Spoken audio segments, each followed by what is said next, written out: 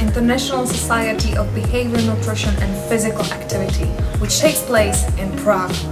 Healthy people, healthy planet. What does it mean to you?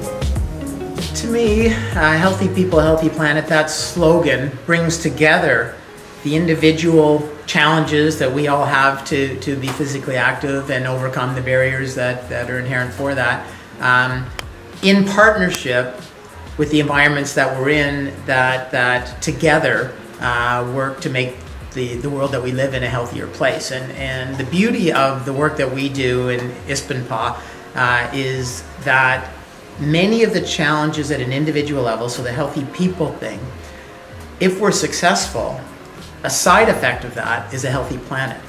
And the reverse works as well, that if we do things to help green the world, to help protect the world, to help improve our environment, it will also facilitate us being more active, eating more healthy foods, organic foods, nearby foods, and so on. And so the two very naturally coalesce to help one another. The second question is, what's the vision of this field, like for you, like the physical activity and nutrition? Because I don't know too much about nutrition, I'm going to focus on the physical activity side of that. And I would say there are two things that are extremely important that going forward, really two very different things. So one is equity, that while we have become very good at understanding what's good for people,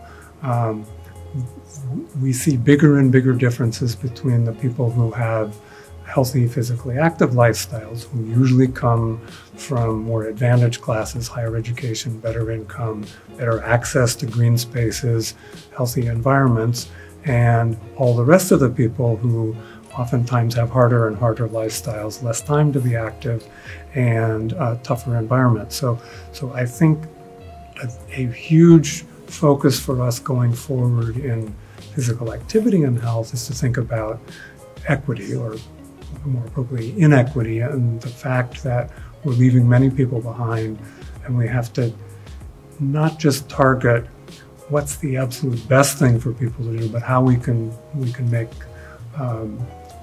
make everyone's life better and have opportunities. And at the other end of the spectrum, I think what's going to change physical activity research probably more than anything else is the continued improvement in objective measures of physical activity. So we really know what's going on. And and this is partly going to come from better accelerometers and pedometers, but at some point it will be the phones that everybody's carrying around, that Google is tracking us, but eventually we will figure out how to develop the sampling frames and the analysis so that we have continuous data collection related to physical activity, where people go, what the intensity is.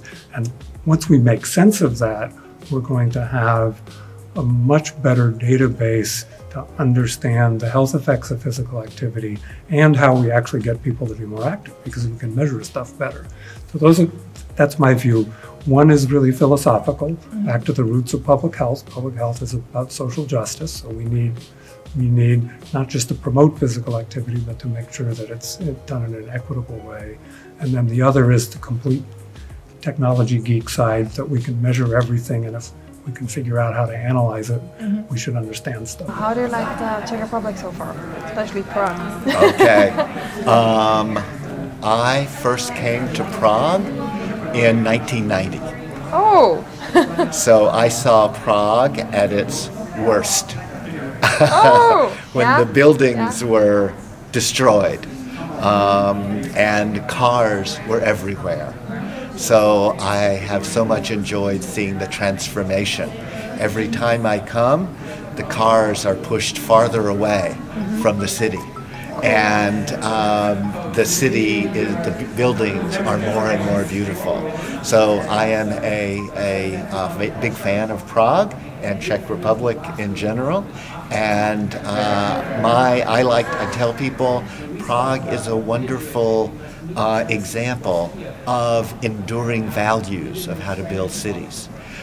Because Prague was built 1,000 years ago or more to be a beautiful and wonderful city for walking, and it still is, a millennium later. So that's a powerful lesson. Kdyby sněla má panenko cejha.